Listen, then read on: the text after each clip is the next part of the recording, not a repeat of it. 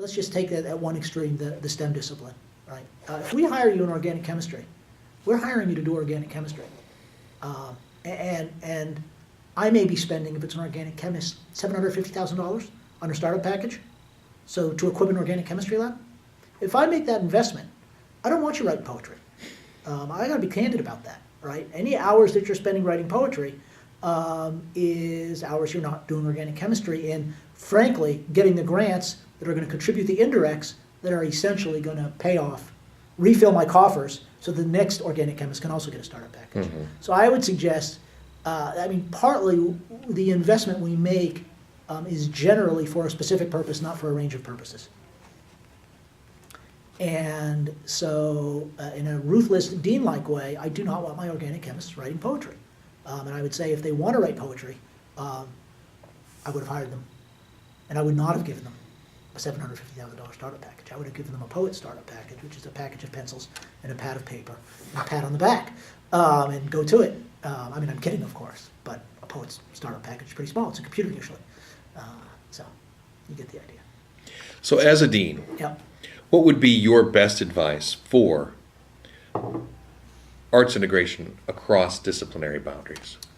I do think, again, it's about, and I think the where this really works is where it works best and where it creates the least problems for the university, for the dean, for the scholar, and everybody, is when you have these people, and there are a lot of them, who are great scientists or social scientists or whatever, great at their first assignment.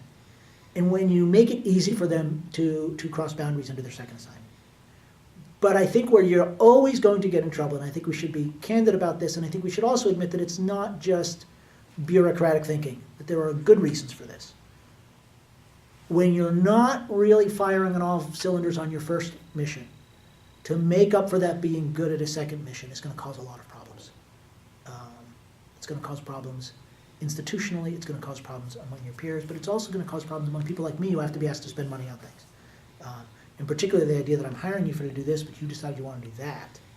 Well, I do have a problem with that because I've got a budget, and that's often comes up not about the arts integration. Again, I think I can think of a lot of scientists I have who are great musicians or are great artists.